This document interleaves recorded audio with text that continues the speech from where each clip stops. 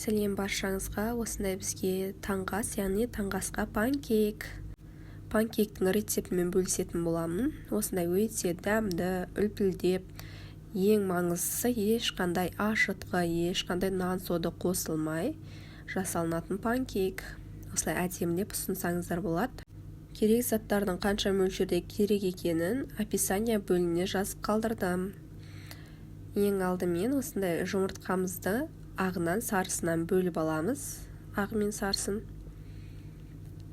Екеуін екі ыдысқа. Ыдысымыз міндетті түрде құрғақ болу керек. Ішінде су, ешқандай зат болмауы керек. Мінекей осылай үш жұмыртқамызды осылай әдемілеп бір-бірінен бөліп аламыз. Бөліп алған жұмыртқамыздың сарысына қантымызды саламыз. Миксердің көмегімен миксерлейміз.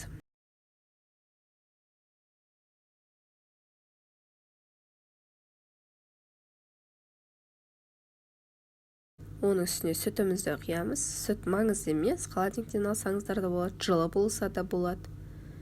Осылай әдемілеп. Оның үстіне сұйық майымызды қосамыз.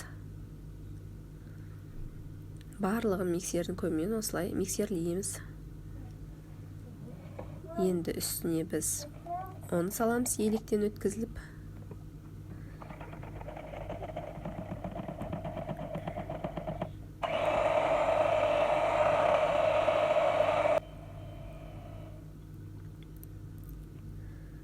Мінекей әдем болып шықты. Енді кезекте екінші ыдысымыздағы жұмыртқаның ағына кішкене ғана тұз саламыз. Осылай миксердің көмегімен 2-3 минуттай миксерлейміз, яғни аппақ болып әдем болу керек. Вот бізде ағарып жатыр, байқасаңыздар. Мінекей болғаны міне. Ыдысты төңкергенде жұмыртқаның ағы жерге төгілмеу керек.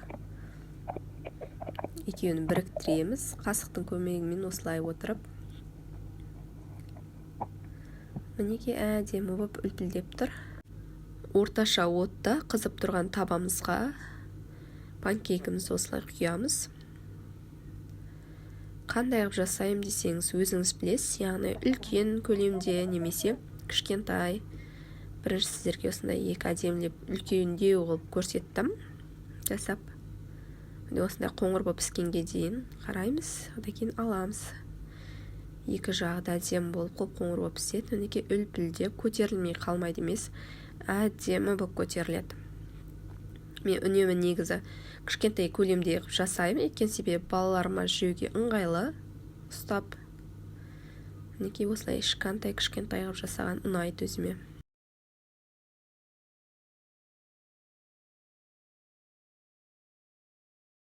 Мінекей байқасаңыздар, видеода көрініп тұр, панкейктеріміз беттерінде пузырькі, яғни кішкентай көпіріктер пайда болады. Сол кезде уже піскендігі арғы бетін. Сонда ауыстырамыз. Осылай әдемілеп барлық панкейктерімізді пісіріп аламыз.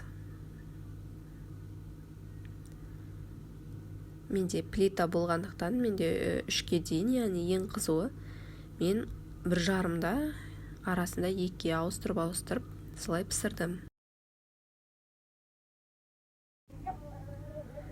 Осылай барлық панкейктеріміз пісіріп аламыз әдемілеп. Өте дәмді болып шығады. Мінекей бәрін пісіріп алдық. Мінекей сіздерге таңғы асқа идея. Осылай панкейкті қойып, үстіне малина немесе балмен де ұсынсаңыз өте күшті болады. Қасына алма турасаңыз болады. Мен қаймақпен ұсындым. Творог қойсаңыз да болады. Өздеріңіз фантазияларыңыз бойынша жасай бересіздер енді. Керемет таңғы ас жасап көріңіздер. Видеоны соңына дейін қарап, маған лайк басып, комментарий қалдырыңыз ұнаса. Маған тіркеліңіздер.